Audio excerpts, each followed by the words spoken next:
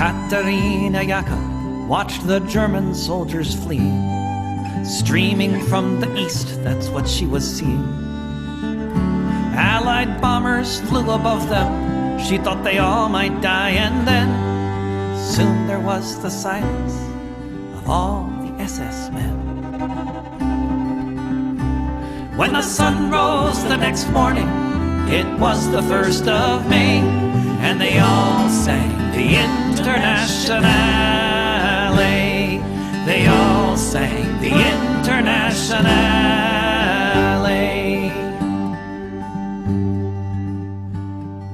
Katerina Yaka saw red flags flapping in the breeze above the Russian tanks, and she fell upon her knees.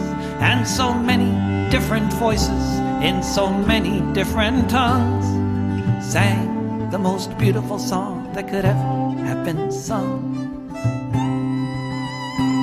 In German, Lithuanian, in Polish and in Dutch, a myriad of melodies has never had been such. In Russian and in Yiddish, Italian and French, emerging from the forests beneath the trench. When the sun rose the next morning, it was the 1st of May, and they all sang the Internationale. When the sun rose the next morning, it was the 1st of May, and they all sang the Internationale. They all sang the Internationale. Völker hört die Signale auf zum letzten Gefecht. Die Internationale erkämpft das Menschenrecht. Völker hört die Signale auf zum letzten Gefecht. Die Internationale erkämpft das Menschenrecht.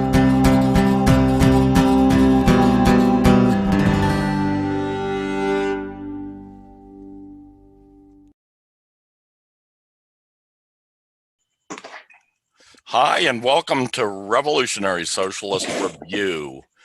This is Chris Driscoll, your co-host, and along with me, my other co-host, Rainer Shea. Rainer, how are you? I've been writing so much. I've been writing about Xinjiang. I don't know if I'm saying that word right, but it's been a big topic lately. Yeah. Xinjiang. You're not supposed to, they're not like us Americans. They don't like draw out the two sides when it seems like it's a separated continent, or I mean a separated, what do you call that? You know, Jiang. They don't draw it out like that. They cram it all together real quick. Jiang. Xinjiang. But anyway, go ahead. Matter of fact, I got a lesson from this guy. I'll tell you about him later, but this guy that watches our show occasionally, and he called because he lives in Thailand, and he gave me a Facebook call because he saw how much trouble I had pronouncing the Chinese names last week. So he called to help me out. But anyway, he lives in Thailand, so right next to Myanmar. So that's what he really wanted to talk about. And he had a lot of good information on Myanmar and what's going on there, which will be one of the topics tonight. So go ahead. I'm sorry. Well, Bay Area 415, I think that's the number.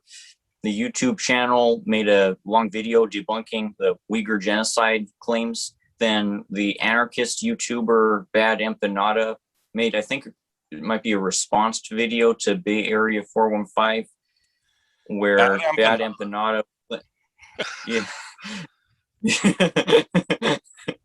yeah, that's worse than a bad taco or a bad burrito.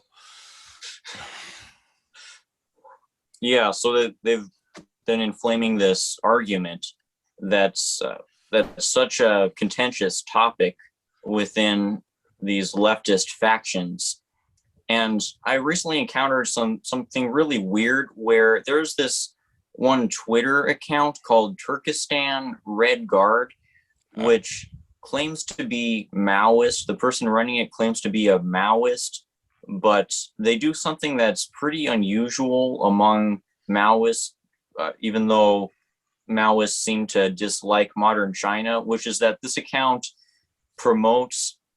it's dedicated to promoting Adrian Zen's Xinjiang propaganda, dedicated to pushing this separatist narrative about how China is committing a genocide against the Uyghurs and how the Uyghurs need to form their own state. It's really suspect. I wonder if this person is for real, like if they were actually ideologically led to this place, or if they're an operative. Yeah, some bot in the bowels of the NSA on Fort Meade in Laurel, Maryland. That's what I imagine when I run into one of those kind of human being, and I say that very lightly. Yeah, not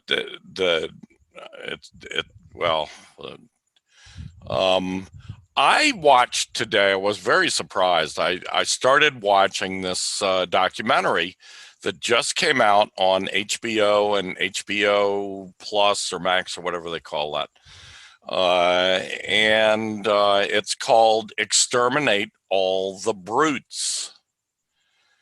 Exterminate All the Brutes. It's a 4-part documentary series by Haitian filmmaker and politician Raoul Peck. Were you going to say something? No. Oh. Anyway, Haitian filmmaker and politician Raoul Peck. And it's available right now on HBO and HBO Max. It dramatizes and documents the history of colonialism, genocide, and white supremacy. And from what I saw, it was really good. It's based on 3 books, Exterminate All Brutes, and Indigenous People's History of the United States, and Silence the Past by Sven Lindqvist, Roxanne Dunbar-Ortiz, and I think that's a Michel-Rolph Trouillot, or I guess it could be Trouillot if it's French. I don't know. Anyway, by those 3 people respectively.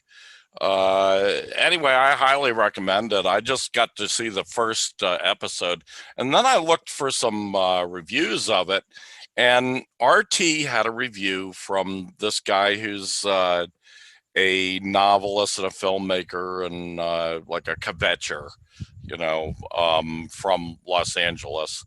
And he just slammed it. He said it was childish, and you don't really need something. He said something like this was needed, but not this one. He just hated it. I think it was just too ideological for this particular person, which, more and more on RT, I see these people who are really kind of disturbing, liberals and conservatives, basically. It's like as though RT's trying to satisfy the liberals and conservatives, which is what? Together, they probably amount to 40% of the American public. So I guess it's a sizable minority. The ultra capitalists, in other words, liberals, conservatives, and fascists make up the ultra capitalists in the world. So in that milieu. But anyway, fuck them. I thought it was great. So people check it out. I'll put a little link or something in here so that people can check it out. Anyway, I don't know if you had any comments on that. If not, we can just move on. None other than that. Well, that I really like this format of bantering, like without being tethered to these preordained subjects. I also want to talk about this recent incident this last week or so, where this communist YouTube personality, Paul Morin, who I used to respect a lot because he's also part of the Irish ethnicity. Like me, I'm part Irish, and he obviously stands for Irish liberation. But recently, he showed his disrespect, not just for the Chinese Revolution, like he takes the Maoist position that the modern CPC is revisionist, but he also disrespected the Cuban Revolution by portraying it like what he said was China is that Cuba is not socialist. It's never been socialist. And he basically said that Cuba turned itself into a neo-colony of the Soviet Union, like a sugar colony of the Soviet Union. Oh my God. Yeah, there are a few of them that I have on the list here to talk about, like this guy that RT, speaking of RT again, had on Contact, which is the Chris Hedges show. And he was really great on a lot of stuff. I mean, he was there to talk about the global police state, which is something that you and I would both, are really interested in finding out more about. And this guy's an expert on this subject, as well as just colonialism and so forth in general. And anyway, I'll get more into it when we get to that point on the list of topics. But then they took a really nasty anti-communist turn, which doesn't surprise me from Chris. I've known Chris since 2008 when he worked with us on the NATO campaign. And Chris is, he pretends to be a Marxist, but in my opinion, he's, he one of those Western Marxists, you know what I mean? But anyway, this guy, both Chris and this guy, they were laying into China. It was kind of disgusting, but otherwise the episode of On Contact on RT, which I usually enjoy, was pretty good. So it's, the disease of the Western socialism, Western Marxism, even Western Marxism, Leninism in a lot of cases, like, anyway. So first topic up on the list tonight, the Russian Federation is warning the American Empire and NATO to back off vis-a-vis Ukraine. Meanwhile, Biden, in response to a journalist the other day, called Putin a killer, and the U.S. Today threatened to deploy warships to the Black Sea. Of course, the U.S. already has warships in the Black Sea.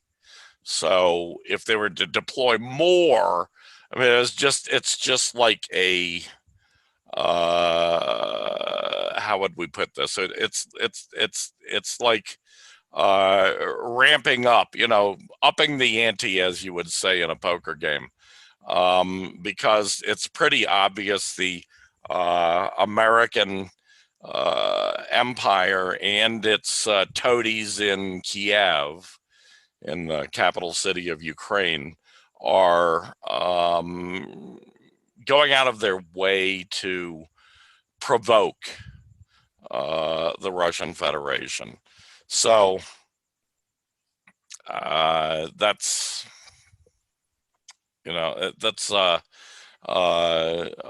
some pretty nasty business there.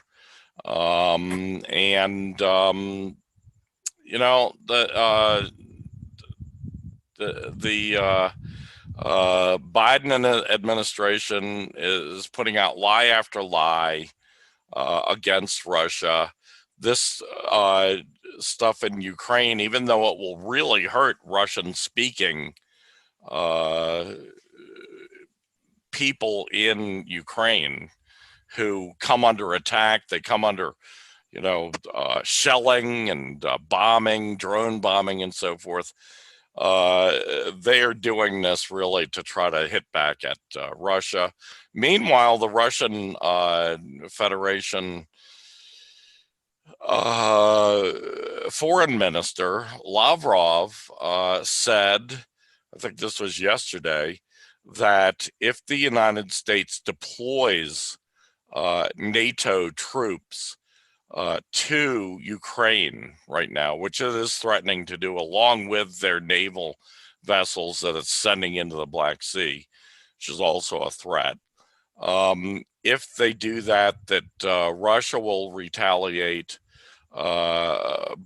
by moving into southeastern Ukraine to protect its own citizens. That's the way Lavrov put it. I'm sorry. So this thing's really getting heated up, and it's pretty bad news. So there you have it. Wow. I've been thinking about the situation in Ukraine and how the United States has not just pulled off a Nazi coup within that country, but has sold it as legitimate to the American public. They're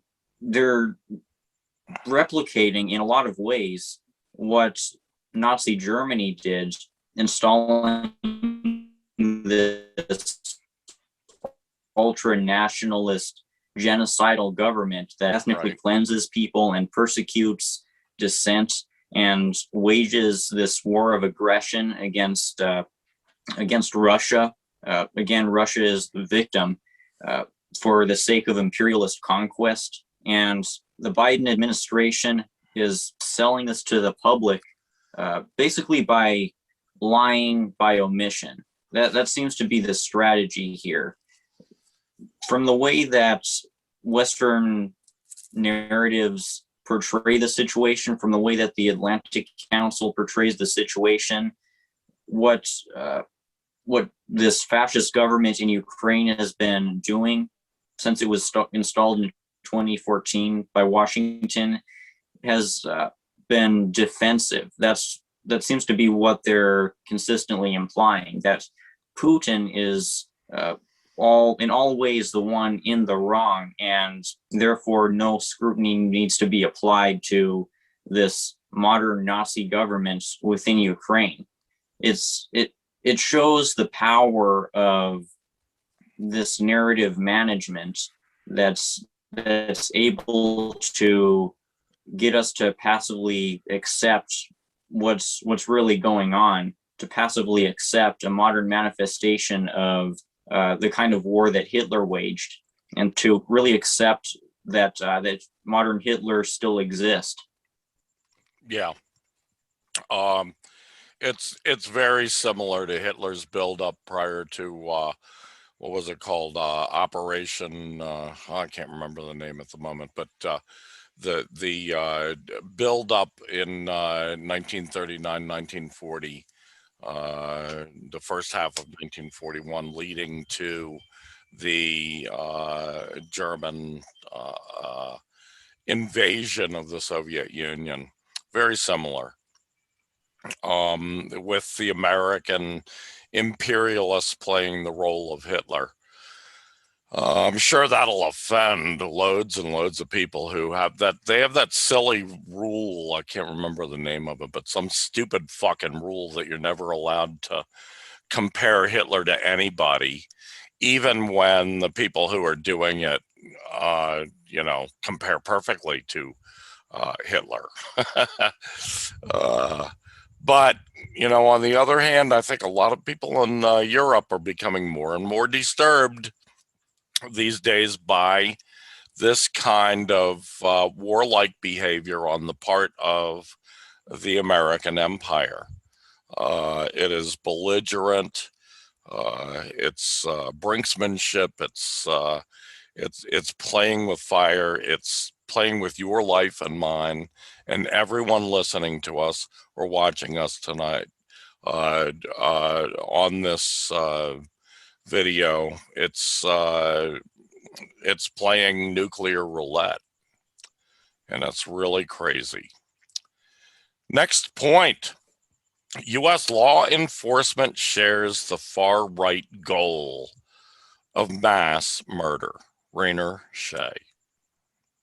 Last month, it was revealed that the Eureka Police Department's members had, throughout this last year, been regularly sending very disturbing texts to each other where they were expressing how much they view the people who they encounter in their daily routines, the people in this community, as subhuman. Like they made so many demeaning comments about women, about the homeless, even caught COVID-19. They called him an outbreak monkey. So creating this sense of dehumanizing distance, us versus them mentality that's so infamous among U.S. police departments, because these are fighting wings of the fascist ruling class. And this is a reflection of a larger trend among U.S. police departments, not so much a trend as an innate characteristic, where these law enforcement members view the people who they interact with, especially protesters and the poor people of color that they're tasked with waging war against, as subhuman. Also recently, and this is pretty shocking. This is I think like 100 times worse than this pretty disturbing incident in my hometown, Eureka. Los Angeles law enforcement members, or at least people who were pretty apparently part of law enforcement within Los Angeles, they were communicating on a helicopter ride, and they said, "Oh, I love this this function where we can pour fuel. I wish I could have poured fuel on Glendale Boulevard where these protesters were. I'll bring the match." So they were joking and laughing about the idea of pouring gas on protesters and lighting them on fire. If you're familiar with internet meme culture, with political meme culture, you might have already made the association with this story and a popular meme, which is the meme of the helicopter. This meme has origins in the Pinochet dictatorship, which from what I understand, gutted people and threw them off of helicopters to make a dramatic example out of these political dissidents that they captured. And this meme of the helicopter I'll give you a free helicopter ride has been adopted by the far right and edgelords as a rallying cry for ironic mass murder, because probably like those two people on the LA helicopters, they were being ironic about it, they were being jokey about it, but they were also not joking about it, because they were legitimately angry about the idea of these protesters being there, and they really did get off on the idea of murdering a lot of people in extravagant and over the top ways.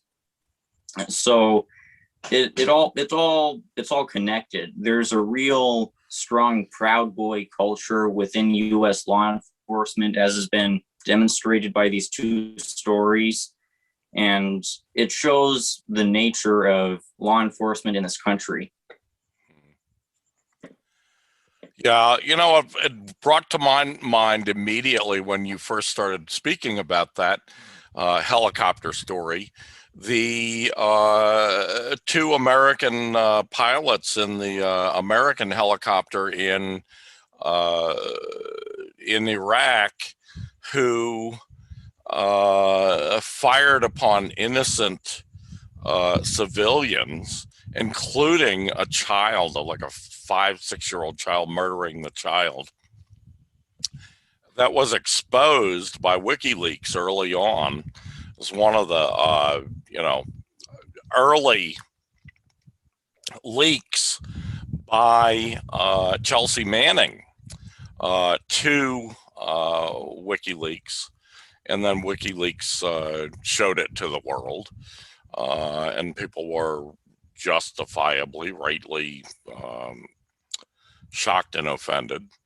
And these guys in that helicopter, they had the radio, the radio transmission of it, and these guys were joking the whole time about this murder they were carrying out. And we can only surmise that this kind of behavior was far, far more prevalent in America's foreign imperialist wars.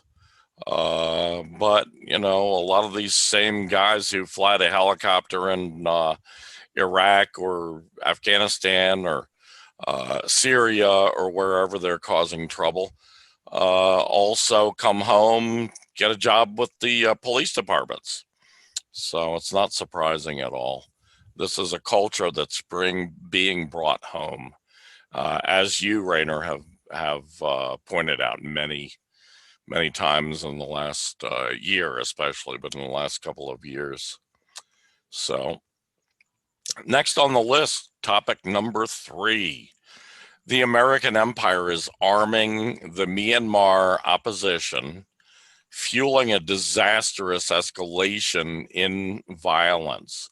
Violence that first erupted when the military deposed the government of Aung San Suu Kyi, who's very well known. She was the prime minister before she was deposed. The very well known bourgeois political activist, supposedly reformist, but the reforms she actually carried out in office were all, against the working class, of course. Anyway, I told you that this guy who lives in Thailand, very nice guy. I'm not going to drop his name because I haven't cleared that with him, but he called me over the weekend and wanted to talk about that, and also about my pronunciation of Chinese, of Mandarin, I guess, because he lived in China for a good while prior to moving to Thailand. Anyway, of course, Thailand is right on the border with Myanmar, so they're getting spillover, as one would expect, just like China is getting spillover from this mess going on in Myanmar. And it's very obvious. Anyway, he sent me a video, which is a really good video. I'm going to post it under this video so people can find it and watch it. I recommend it. It's only about 5 minutes long, but there's a guy named Land Destroyer. That's his handle. And he's a really smart guy, though, and he has marshaled a whole bunch of evidence, documentary evidence, of the U.S., especially the Endowment for Democracy, which is that the way they're called, Brenner? The National Endowment for Democracy, or Yes. Yeah, NED, isn't that what they're called? Anyway, which is a front for the CIA, and the founder of that organization which is supposedly an independent non-governmental organization, but which is primarily funded by the U.S. government and by outfits like George Soros's Open Society, which is a virulently anti-communist nonprofit group.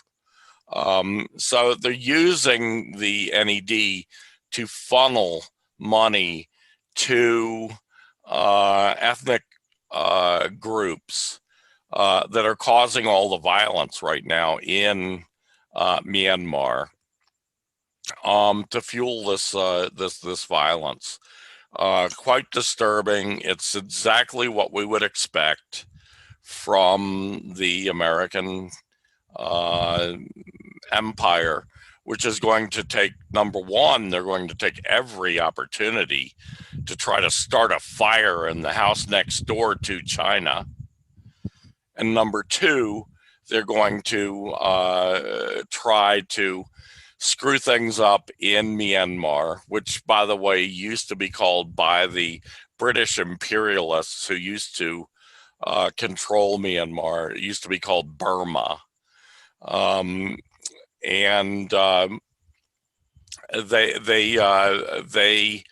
it's a pretty rich country. I mean, it's like the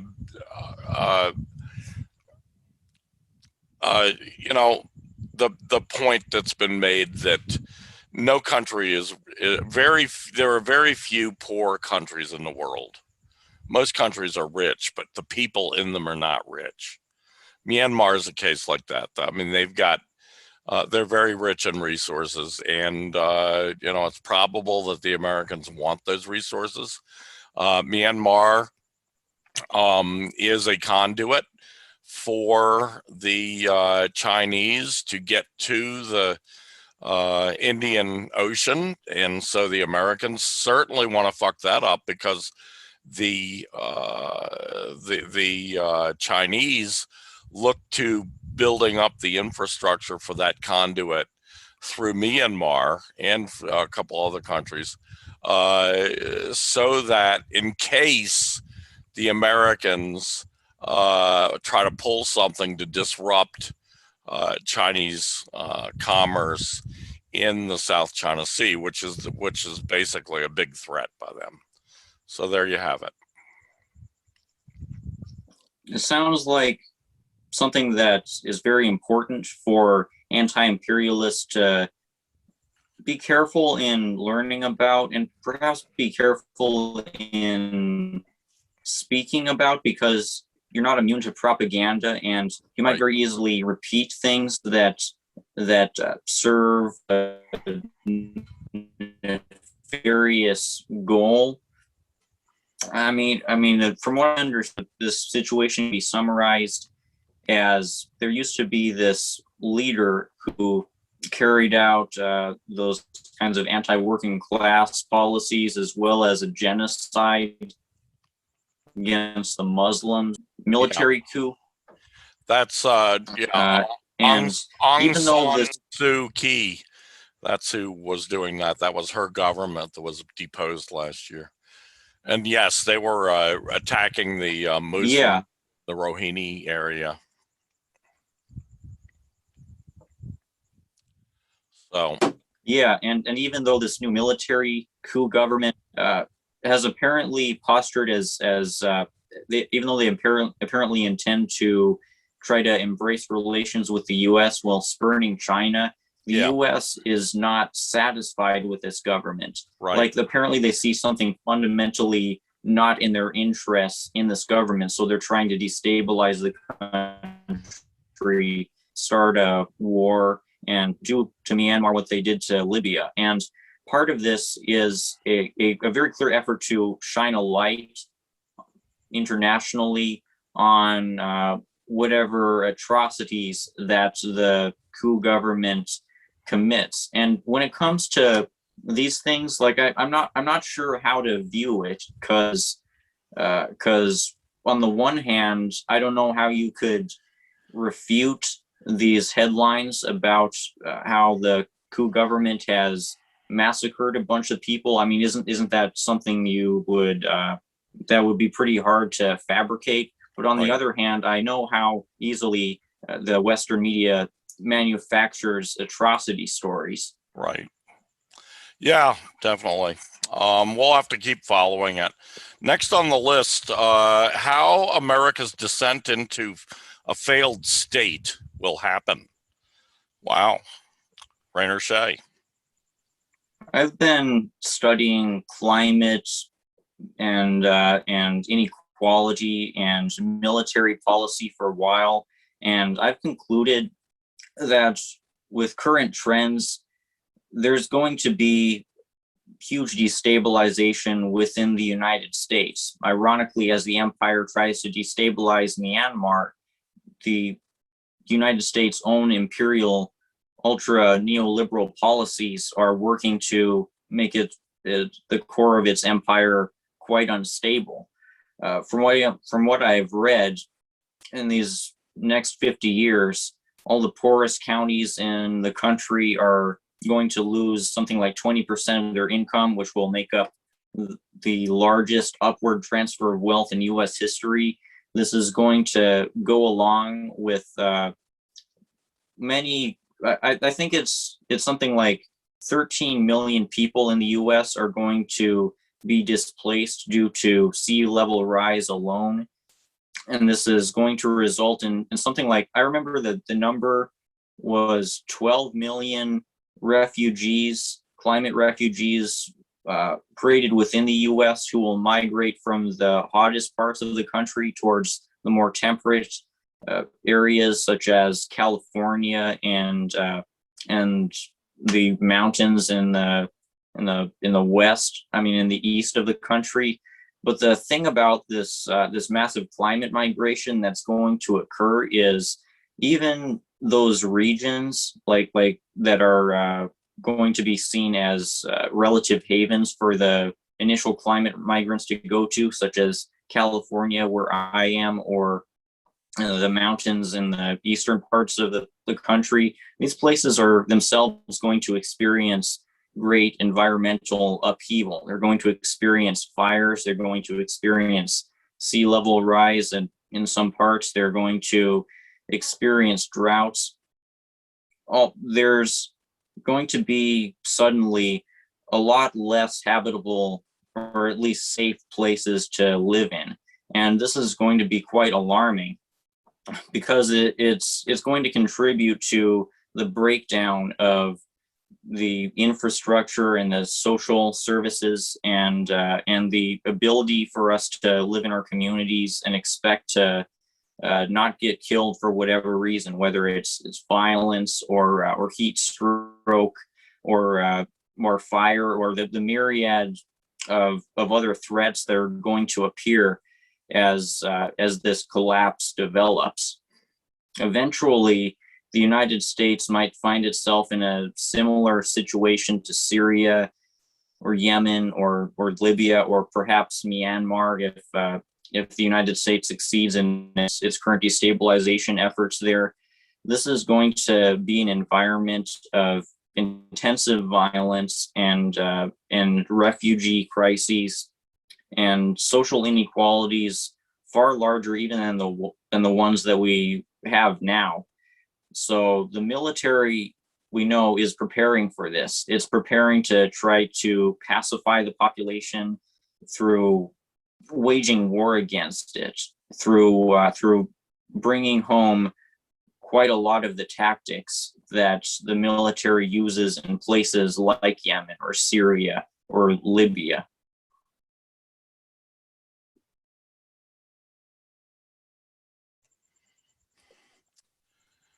Okay, let's see.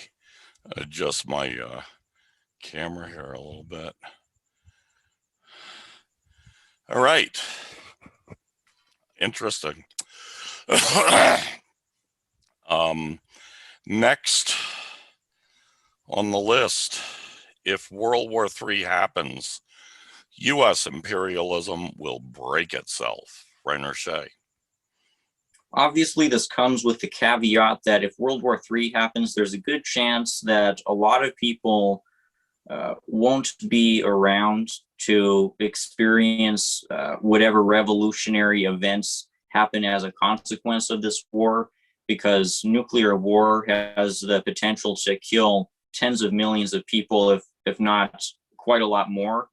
But I keep thinking of this quote from Mao in 1957, where he observed that if the imperialists insist on bringing about a third world war, there's going to be the conversion of hundreds of millions of people around the globe towards revolutionary socialism.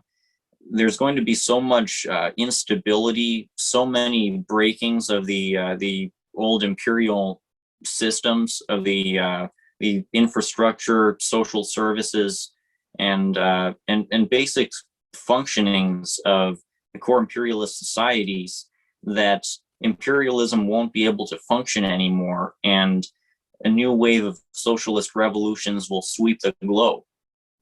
And this is, I think, reflective of the hubris of the U.S. military intelligentsia, which is clearly confident in its ability to manage a hypothetical World War III scenario, a hypothetical war with China, Russia, Iran, etc.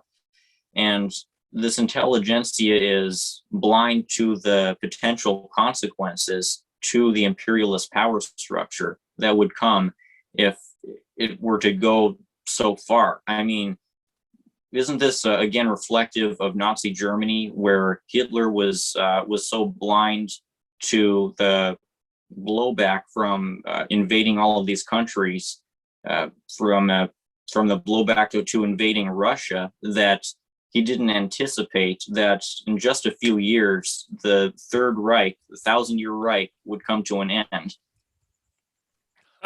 Right, the 1,000-year Reich. Yeah, it is. Indicative is the word for it. That, yeah, it's a lot different. It was a lot different.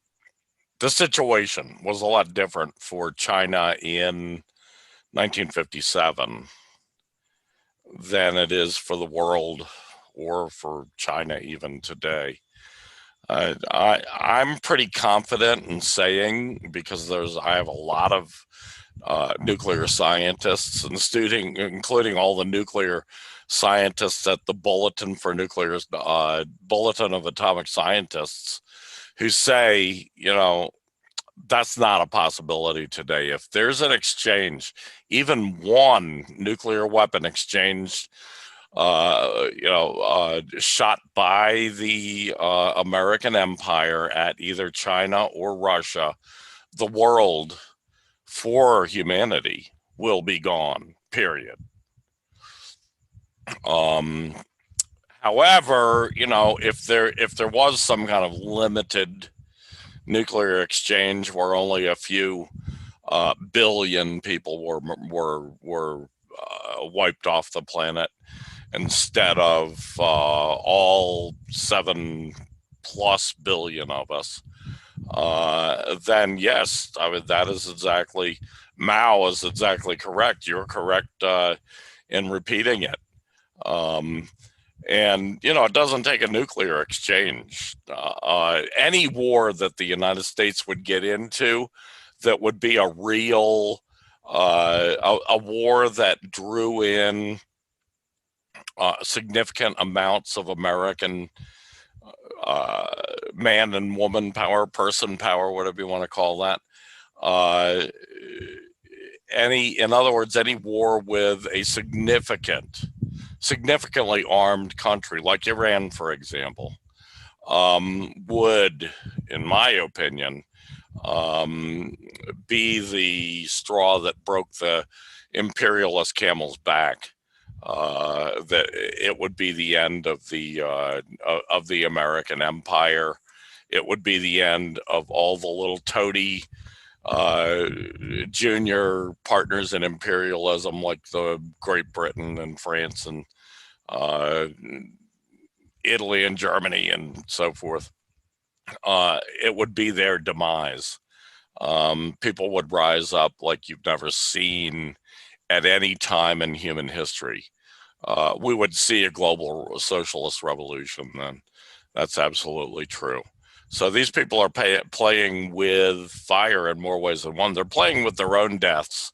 Although, as you say, the hubris that they exhibit won't allow them to see that. They're in deep, deep denial of the facts, deep denial of the science, which is not all that surprising, since these people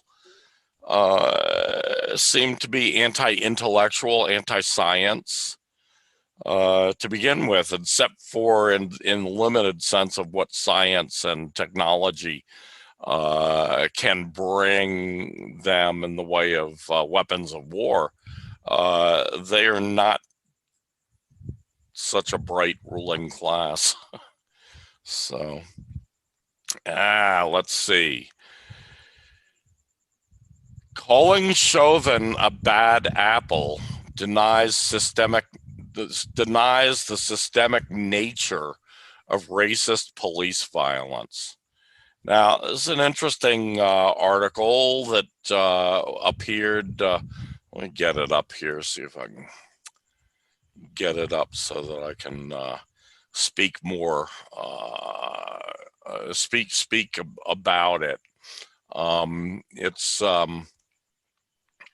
hold on just a sec.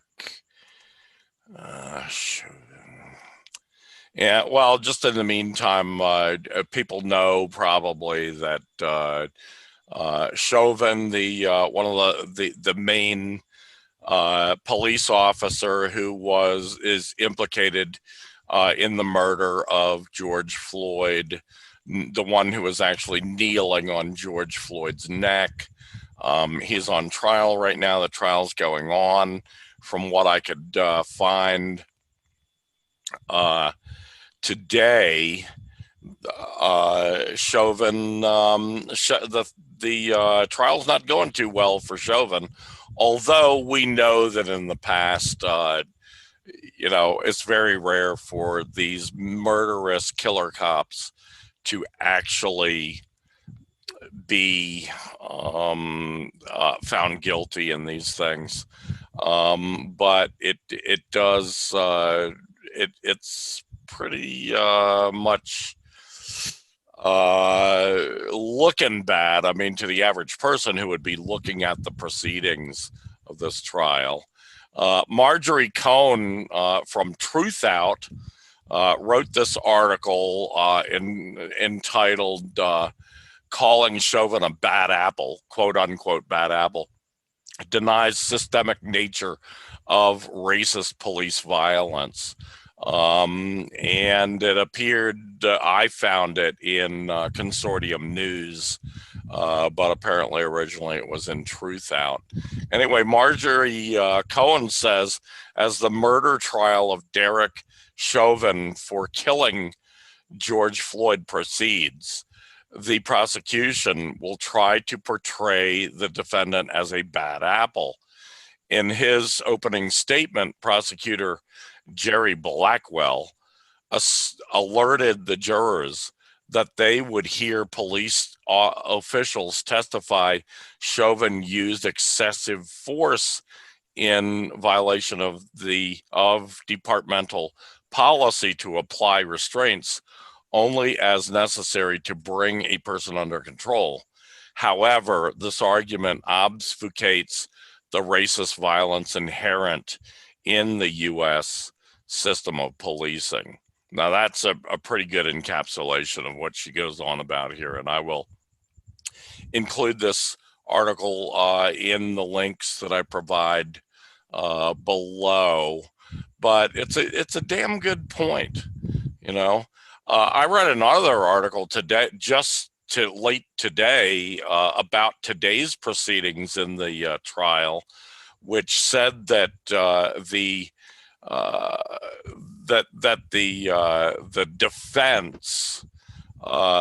defense's use of this idea that Chauvin was a drug addict and that he really died from drugs is going to backfire on them. It's looking like it's going to backfire on them because Chauvin, number one, an expert witness, a medical professional, a doctor, testified that Chauvin did not die of any drugs in his system, that he died from being asphyxiated, not being able to breathe. The doctor said that George Floyd, literally, it was as though he had no lungs. He could not get a breath. I can't breathe. The refrain we hear over and over in these police murders, certainly in this murder by Chauvin and his accomplices, his police accomplices. So there you go, Rainer. And you see the recent stunt done by the YouTube provocateur Steven Crowder, where he was getting his producer to lean on his neck for 8 minutes, except that couldn't work out because 2 minutes in he had to move up his knee to his back, say that it still counts, and it was so ridiculous. Like this is the depth to which the defenders of the U.S. police system will go to, that they'll try to divert blame onto something else. It seemed like the original point he was trying to make was that with any normal person like me, if you did that to my neck for 8 minutes, I could easily live. George died because he had fentanyl in his system, when that's clearly untrue. And it reminds me of this outrageous claim spread a few years ago by neo-Nazis, not Nazis. I know how much you hate the word neo, about how Heather Heyer supposedly did not die because of being hit by a truck, but because of a heart attack caused by being startled. And this claim was promoted by Sargon of Akkad, other alt-right figures. So these are the kinds of BS arguments that the far right makes, trying to claim that somebody's death was circumstantial, trying to make it so that they're not a martyr, but just a circumstantial death. It's such BS. Yeah. I don't hate neo as a prefix. It's a perfectly good prefix if it's used correctly. The problem is, especially in academia, I don't know why it is these postmodernist academicians are they overuse the word, and they use it inappropriately because most of these things, I mean, these are not new fascists. These are the same old fucking fascists that were around when Mussolini and Hitler were around. They're the same fascists in Ukraine that were around when Bandera, the Ukrainian fascist, was running Ukraine after Hitler installed him as a puppet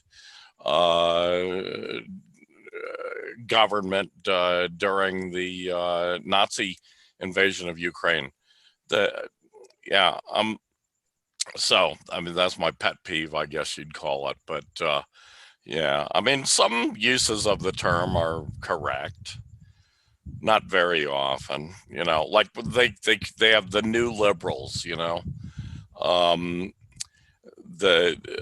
neoliberals, which is supposed to give you some idea that they're not like us good old liberals who used to be, social liberals like FDR liberals. It's a whitewash in 10 different ways of liberalism because, liberalism was just as imperialist, just as capitalist, just as criminal during FDR's period and during Truman and Kennedy and Johnson during that period in American history, as it is now, and as it was 300 years ago when the first liberals started coming to power and bringing the bourgeoisie into the state as the capitalist ruling class. So anyway, what do we got here? Where are we at? Oh, interesting. Revolution or fascism? The choice we must make amid U.S. collapse. Rainer Shea. As this collapse that I've described unfolds, there are two routes that can be taken: revolution or fascism. On the one hand, we can carry out a revolution against the United States, abolish the U.S. government, return all the land that was stolen back to the Indigenous First Nations, and from there try to build socialist worker states, or we can let this settler colonial monstrosity mutate into something very much resembling Nazi Germany, where there's this ethnic cleansing, where the ethnic cleansing dreams of the far right, associated with these Proud Boy type police departments, are carried out, and where the modern Hitlers do something crazy like invade Venezuela or invade Mexico, something like that. The possibilities are quite frightening. Hypotheticals of what a 21st century American equivalent of Nazi Germany would be, because the U.S. has by far the largest, strongest military in the world. But there are differences between the conditions of Nazi Germany back then and the conditions of 21st century America, namely that the United States is built upon the United States only exists on this innately unstable plane where it's built upon the theft and genocide of the indigenous peoples, and there's also the African population in this country, which is overwhelmingly on the side of the left, because they're some of the most oppressed peoples in this country. And I think that if the U.S. government were to escalate things to such an extent where they're trying to carry out a new version of the Holocaust, then there would be some strong reserves of resistance within this country, largely based within these colonized native and black and brown populations, who would be willing to take up arms or use whatever other means to try to protect the population and liberate this land from this tyrannical government.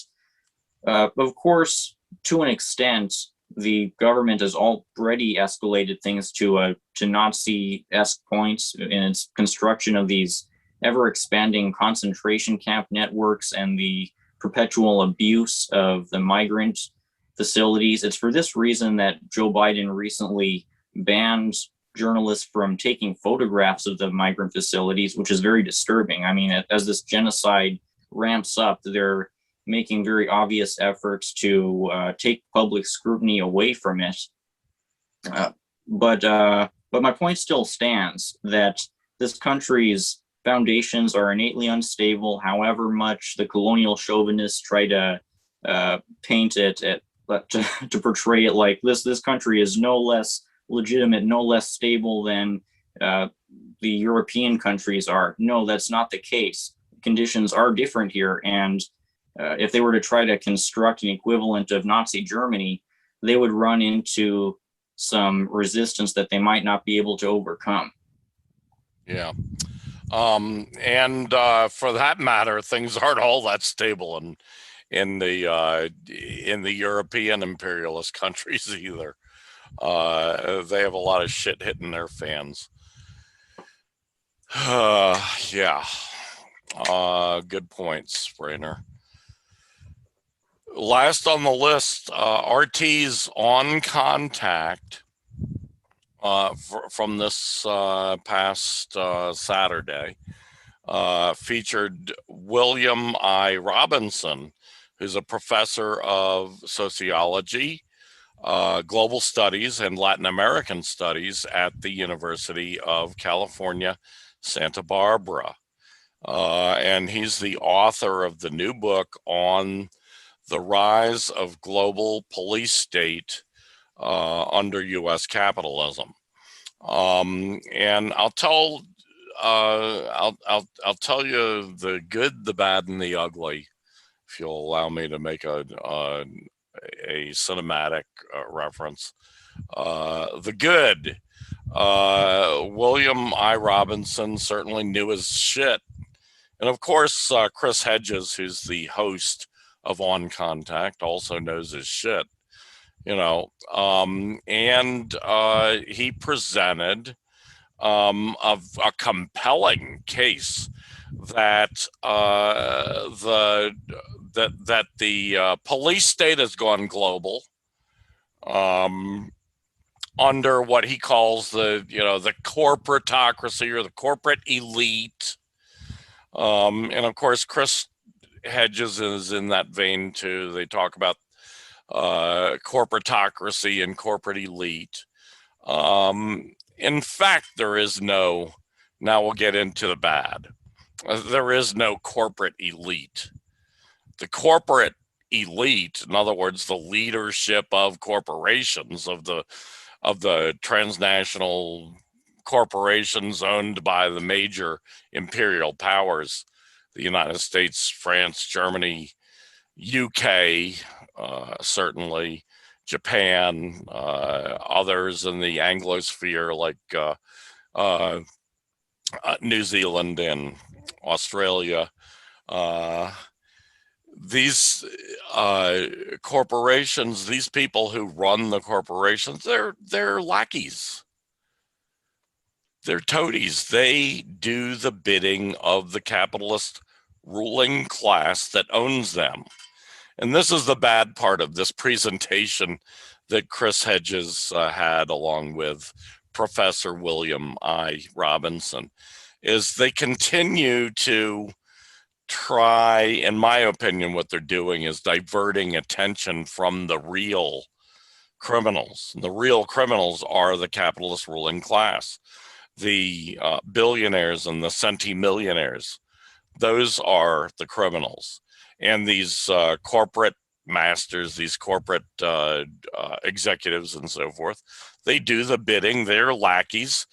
They are under the thumb, under the control of the capitalist class, just like everybody else within the American hegemony is. And of course, the American hegemony controls about, I don't know, maybe more than 2/3 of the world. They are still the hegemon of the world. In other words, the most powerful force in the world, although we can see, as we've talked many times in the past here on Revolutionary Socialist Review, we can see the pretty swift decline of American power, of the American imperialist, of the American imperium, let's just call it. So that's the bad. And the downright ugly was these guys, when they got onto the subject of, they were talking about police states and the surveillance state and so forth. Then they got on to, Chris led William Robinson into this discussion. They got on to China, and of course, China's the worst of the police states. He talked about China's, merit system that they've got, social, I can't remember the name of it, because social credit system, which of course is a total distortion and bastardization of what that social credit system really is and what it is really for. They made it sound like this totalitarian thing. As a matter of fact, they use the word totalitarian. So, in other words, Chris, while he is and Professor William Robinson, while they were trying to appear as though they stood on the side of the working class, on the side, although they never talked class, they never mentioned class a single time.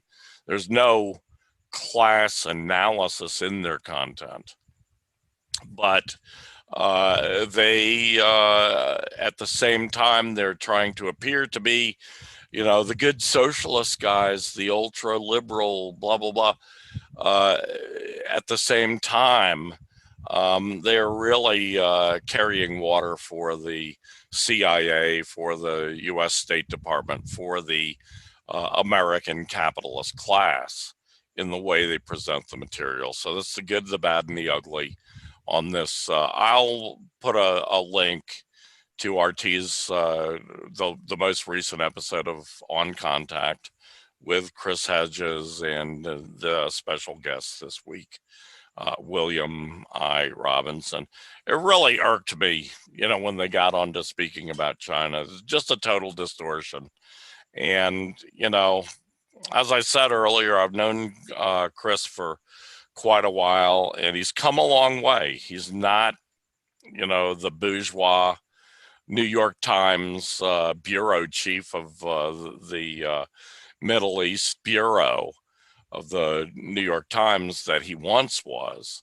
And he's certainly, done a lot of studying on in Marxism and read Marx and Engels and read Lenin, even though he's definitely not a Leninist. But he's still, Chris really gets along well with Noam Chomsky, and there's a reason for that. Chomsky's the other, leading limelight of the American left, such as it exists, who is a virulent anti-communist.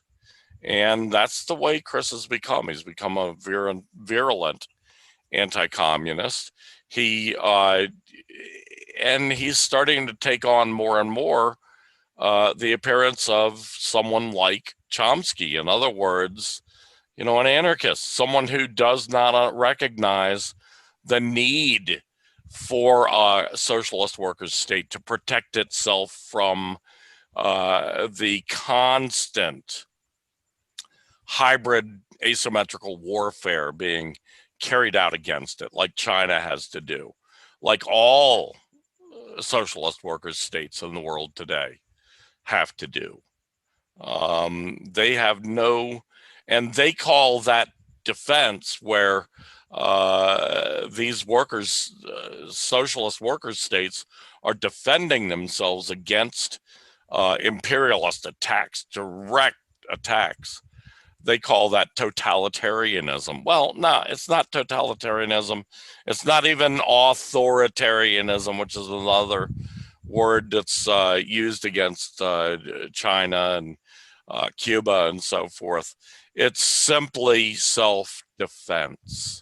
And it's absolutely necessary as long as these socialist countries are confronted by the American empire, the American imperial hegemon. So there you have it. Yeah.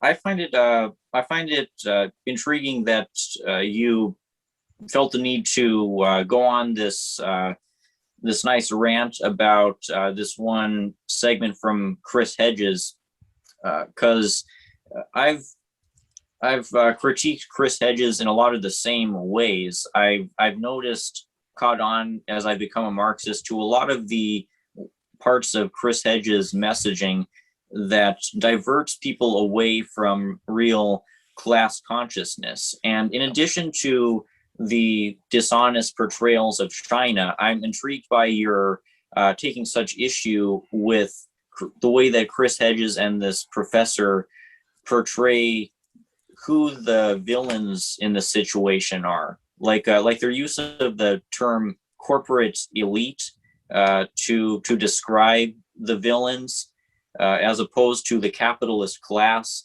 That's something that was kind of, it's part of the cultural hegemony within the social democratic libertarian left sphere, the sphere of the left in this country that's not really based around Marxism, but in a general dislike for the corporate elite.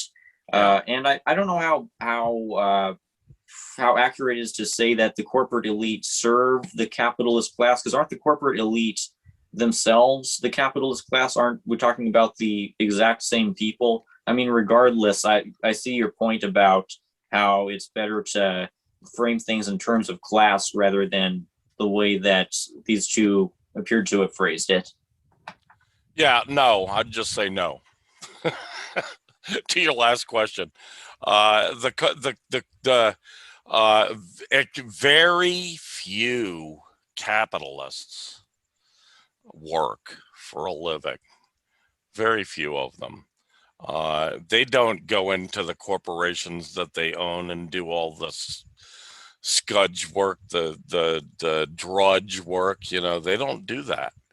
They hire lackeys to do that. They pay them very well, although they don't become ruling class figures by getting paid well. I mean, somebody, you know, who's the highest paid CEO, other than a few owners who actually have in the past worked, like Gates or, you know, one of those. There's a few like that. But if you take the average American corporation, most of them, they're lucky if they make $50 million a year. You know, that's not going to make them into part of the ruling class, not the powerful part of the ruling class that really determines. And I think you have to take a very mathematical look at power within the ruling class, within the capitalist class.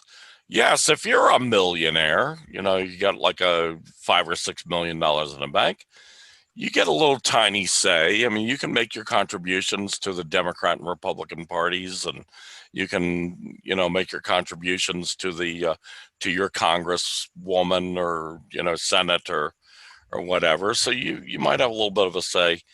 But if you're a member of the ruling families of America, the Rockefellers and the DuPonts and the Mellons, and some of the newer ones like the Gates and the you know, the Jeff Bezos and people like that, those people have power that towers over anything that a Fortune 500 executive makes. So no, they are not really what I consider part of the ruling class. Not, I mean, they're like, you know, they're toadies. They're lackeys. There's no comparison between a billionaire, multi-billionaire, and somebody who's got, you know, a few tens of millions in the bank. You know, the level of power is not equatable. So, in my opinion. I see. So there's a distinction to be made between the bourgeoisie in general, who can encapsulate, I realize, everyone, even including the most petty capitalists, like small business owners who are technically part of the bourgeoisie, even though they can actually be kind of poor themselves, and the very richest men on earth who are part of the top 1% of the top 1%, the guys who play God without permission. Right. Yeah, I mean, Marx made the differentiation between the bourgeoisie, that's the big capitalists, and the petty bourgeoisie, which are the small, small and medium capitalists. So there's a differentiation on that level on the actual capitalist class, but there's also an even more stronger differentiation between the corporate lackeys, even if they're like the highest of the high CEOs of the, of one of the Fortune 500, and the actual capitalist class. There's a big differentiation. First of all, other than owning a little stock here and there, they are not part of the capitalist class. They're basically part of the middle class. They're the managerial class. And, there's some pretty well-to-do middle-class people in this country. If you're making like, $50 million a year plus stock options and all the other bullshit that they get, you're pretty damn well-to-do. That gives you a lot of access. It gives you a lot of ability within America. But you don't have the kind of power that Bill Gates has, or Jeff Bezos, or the Rockefeller family, or the DuPont family, the Mellon family. You don't have that kind of power. So, it's, and that's the thing. I mean, even within the capitalist class, there's a real hierarchy of how much power people have. That's why I always object to a lot of Marxists and Marxist-Leninists who use this term bourgeois democracy, because even within just the bourgeoisie, there's no democracy. It's all about how much money, how much power you have, how much ownership of wealth you have. And the more you have, the more powerful you are. And the less you have, the less say that you have in the American state and in the American government. So those are my views anyway. Let me know if you disagree. I don't now. It sounds like you made a point that I haven't considered about how the way to frame this is not the way that Chris Hedges frames it. There's something fundamentally suspect about the way that he portrays these kinds of issues, because as we see in his analysis of China, for instance, he does not care about the class characteristics of a state. All he cares to do is look at how there are these billionaires in China. He doesn't care how little power that they have. He doesn't care about the nature of Chinese democracy and the fact that the proletarians are the main ones who wield power within China. All he cares to do is spin this nihilistic narrative about how all the great powers are essentially moral equivalents, and about how China in some ways is even worse than what we are like in the United States in terms of surveillance, for instance. And I bet he endorses the Xinjiang narrative too. Yes, they touched on that as well. All the lies about what's going on in Xinjiang with the Uyghurs. And they sounded just like the State Department PR guy, both of them, when talking about the Uyghurs. Lie after lie after lie. So now hopefully you see why I chose to include this in tonight's discussion. No, it's not. I mean, this is nothing new for you or me, seeing this in Chris Hedges, of course. And this guy, William Robinson, I was not familiar with him until I saw this. But, it's like, it's like everything that the new left has done. And these are basically the new left, the social democrats, anarchists, mishmash milieu of postmodernist socialists. In other words, not real socialists. And this is what they stand for. There's nothing new there. But I thought that this particular item stood out. At least it did to me, and it burned me under my collar. My how do you put that? My hackles were standing up. if people don't mind my getting a little emotional on this kind of thing. So anyway, Rainer, that's it for me. How about for you? Well, I can see why this kind of thing is so annoying, because this is false consciousness.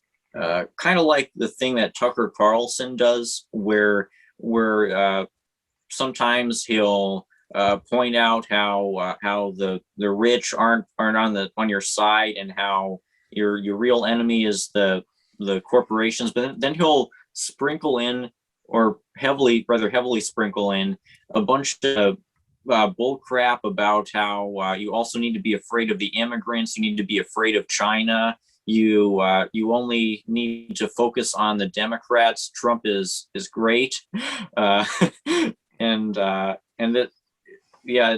There's a certain type of grift within media culture of these types of personalities who articulate some general messages about how corporations are bad, the rich are bad, war is bad, while not leading you towards any kind of real class consciousness, and perhaps even promoting racism. Exactly. Okay, well, that's it for tonight. Till next week, I should say, I bid you sweet adieu. Thank you, Rainer, and thank you to the watchers and listeners out there who tuned in. Bye-bye.